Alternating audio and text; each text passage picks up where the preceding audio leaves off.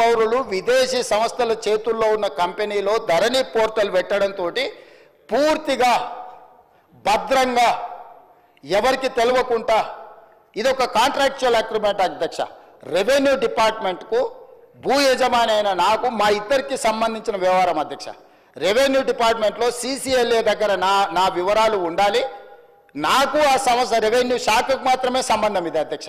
నాకు ఇచ్చే పాస్బుక్ అయినా నాకు ఇచ్చే ఏ కాగితమైనా పహానీ అయినా ఏదైనా రెవెన్యూ శాఖలో నిర్వహించి రెవెన్యూ శాఖకు సంబంధించిన ప్రభుత్వ అధికారులకు నాకు మధ్యలో ఉన్న ఒప్పందాన్ని ఈరోజు ఒక డిజిటల్ వెబ్సైట్ను నిర్వహించే నెపం మీద ఈ రాష్ట్రంలో ఉన్న అందరి సమాచారాన్ని తీసుకెళ్ళి 2020 అక్టోబర్ వీరు మొదలుపెట్టింది నా నియోజకవర్గంలో అధ్యక్ష. ఈ ధరణి పోర్టల్ని ఆనాడు నేను పార్లమెంట్ సభ్యుడిగా బాధ్యత వహిస్తున్న మల్కాజ్గిరి పార్లమెంటు నియోజకవర్గంలో అక్టోబర్ 29, 2020 నాడు మూడుచింతలపల్లిలో ధరణి పోర్టల్ని మొట్టమొదట చంద్రశేఖరరావు గారు ప్రారంభించారు అధ్యక్ష. ఆ రోజు నుంచి ఈ రోజు వరకు ఈ ధరణికి సంబంధించిన వివరాలను, ధరణి పోర్టల్ నిర్వహణ, మన భూములు, మన లావాదేవీలు, మన భూములకు సంబంధించిన సంపూర్ణ సమాచారము ఈరోజు ట్యాక్స్ హెవెన్ కంట్రీస్లో ఉన్న వ్యక్తులు, ఈ దేశ పౌరులుగాని వాళ్ళ చేతుల గాదే శ్రీధర్ రాజు చేతిలో, రాహుల్ గోస్వామి చేతిలో, ఆనంద్ కుమార్ చేతిలో, లకితా దేవమ్మ చేతిలోకి వెళ్ళిపోయింది అధ్యక్ష. అధ్యక్ష, నేను మిమ్మల్ని అడుగుతున్నా అధ్యక్ష, రెవెన్యూ శాఖకు నాకు సంబంధించిన సమాచారం, మా ఇద్దరి మధ్యలోనే ఉండాల్సిన సమాచారము, ఈ సమాచారం అంతా తీసుకెళ్లి ఇతర దేశాలలో ఆర్థిక నేరాలలో ఇరుక్కపోయిన కంపెనీలు, IL&FS కానీ లేకపోతే సత్యంతో ఉన్న రిలేషన్ కానీ, ఆ కంపెనీలో ఉన్న MDలు, వైస్ చైర్మన్లు లేకపోతే డైరెక్టర్లు అందరూ 2017లోనే ఆర్థిక నేరాలకు పాల్పడి వేల కోట్ల రూపాయల కుంభకోణాలలో పాల్పడి జైళ్లలో ఉన్న సంస్థకు చంద్రశేఖరరావు గారు అప్పచెప్పి ఈ తెలంగాణ రైతాంగ సంపూర్ణ సమాచారాన్ని దేశాలు దాటిచ్చింది అధ్యక్ష. ఇవాళ డేటా మీకు తెలుసు కదా అధ్యక్ష ఎంత విలువైందో. ఒక రిజిస్ట్రేషన్ చేయాలంటే అధ్యక్ష నా ఆధార్ కార్డ్ నెంబర్ ఇవ్వాలి, నా బ్యాంకు ఖాతా ఇవ్వాలి, నా టెలిఫోన్ నెంబర్ ఇవ్వాలి.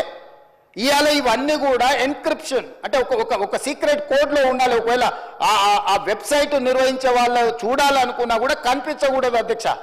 కానీ క్లియర్గా వాళ్ళ దగ్గర డేటా కనిపిస్తుంది అధ్యక్ష.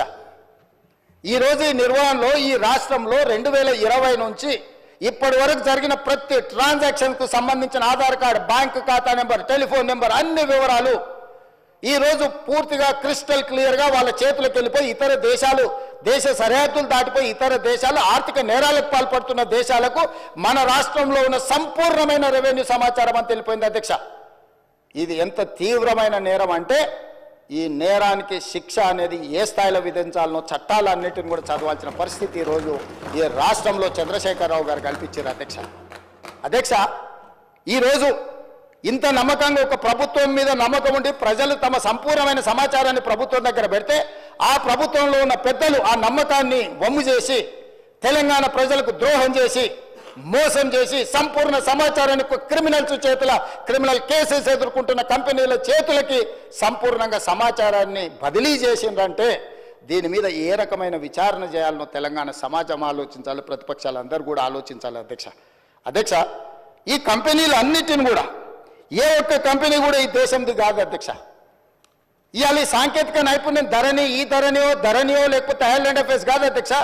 ఎప్పుడో తెలంగాణ రాష్ట్రంలో, ఉమ్మడి రాష్ట్రంలో, ఈ దేశంలోనే NIC వెబ్ ల్యాండ్ అనే ఒక వెబ్సైట్లో సంపూర్ణమైన ఇట్లాంటి డిజిటల్ వ్యవస్థ కేంద్ర ప్రభుత్వం పరిధిలో ఉన్న NIC దగ్గర సంపూర్ణంగా ఉంది అధ్యక్ష. ఇవాళ గుడ్ గవర్నెన్స్ మన దగ్గర ఉంది అధ్యక్ష. మనం లక్షలాది రాష్ట్రాల, దేశాల పరీక్షలు మనం నిర్వహిస్తున్నాం అధ్యక్ష. మరి చెన్నారెడ్డి మానవ వనరుల విభాగంలో అద్భుతమైన సాంకేతిక నైపుణ్యం ఉన్న వ్యవస్థ మొత్తం మన ప్రభుత్వంలో ఉంది అధ్యక్ష. మనమే ఇతర దేశాలకు ఆదర్శంగా ఉండేటట్టు, ఇతర రాష్ట్రాలకు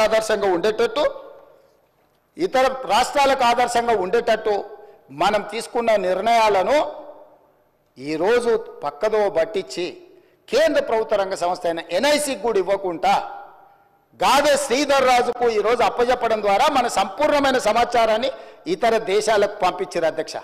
అందుకే నేను అడుగుతున్నా అధ్యక్ష, టెరాసిస్తో మొదలైన ఈ లావాదేవీ టెండర్లో సక్సెస్ అయిన IL&FS సంస్థ నుంచి ఫాల్కన్ ఎడ్జీ సింగపూర్ కంపెనీకి ఎట్లా పోయింది, ఫిలిపిన్ కంపెనీకి ఎట్లా పోయింది, అక్కడ నుంచి ఫాల్కన్ ఇన్వెస్ట్మెంట్స్కి ఎట్లా పోయింది, అక్కడ నుంచి స్పారో ఇన్వెస్ట్మెంట్స్కి ఎట్లా పోయింది, అక్కడ నుంచి జీడబ్ల్యూ స్కై ప్రైవేట్ లిమిటెడ్కి ఎట్లా పోయింది, అక్కడ నుంచి గేట్వే ఫండ్ 2LPకి ఎట్లా పోయింది, అదేవిధంగా హిల్బ్రూక్ ఇన్వెస్ట్మెంట్ సంస్థకి ఎట్లా పోయింది, అదేవిధంగా పారాడిమ్ ఇన్నోవేషన్స్ LLCకి ఎట్లా పోయింది, అదేవిధంగా క్వాంటెల్ INCకి ఎట్లా పోయింది. ఇవన్నీ సంస్థలు ట్యాక్స్ 7 కంట్రీస్ అయిన ఈరోజు కేమెన్ ఐలాండ్స్ కానీ లేకపోతే బ్రిటిష్ ఐలాండ్స్ కానీ ఈ సమాచారం చేరిన తర్వాత ఇంకా అద్భుతమైన ఎన్నికల ముందు చంద్రశేఖరరావు గారు వాదించడమే కాకుండా మేము దీన్ని మారుస్తాము, మార్పు తీసుకొస్తాము అని చెప్తే మమ్మల్ని అందరినీ కూడా బంగాళాఖాతంలో వేయమని వారు తిట్టిండ్రు అధ్యక్ష. అసలు వారు ఒంటి కాళ్ళ మీద ఎగురుతున్నప్పుడు నేను ఆశ్చర్యపోయినా. ఆయన ఎలక్షన్లో ఆయన మేనిఫెస్టో చెప్పుకున్నా, ఆయన ప్రజలకు ఏమైనా చెప్పుకుంటాడు. మా ఎలక్షన్లో మేమేం విధి విధానాలతో ప్రజలకు ఒక మంచి పారదర్శకమైన పరిపాలన అందిస్తాం మేము చెప్పినాం. మా మీద కోపము, కారణము, ఆవేశము, వారు ఆవేశంతో ఊగిపోతుంటే ఉపన్యాసాలలో నాకు అర్థం కాలేదు అధ్యక్ష. కొంత ఈరోజు ప్రభుత్వంలోకి వచ్చిన తర్వాత పరిశీలించిన తర్వాత ఎన్ని ప్రభుత్వ భూములు, అది దేవాదాయ భూములు కావచ్చు, లేకపోతే భూదాన్ భూములు కావచ్చు, లేకపోతే ప్రైవేట్ భూముల యజమానుల పేర్లు మార్చే విషయంలో కావచ్చు, వాళ్ళు చేసిన అరాచకం, దురాగతం, దుర్మార్గం ఏ స్థాయిలో ఉంది అని అంటే ఇంకా మనం చెప్పలేనంత స్థాయికి ఈరోజు ఇది చేరింది అధ్యక్ష. అందుకే దానికి ఉదాహరణ కింద నేను చెప్పదలుచుకున్న అధ్యక్ష ఒక 2-3 ఉదాహరణలు. ఏ చట్టం అయితే ఈ టెండర్ అగ్రిమెంట్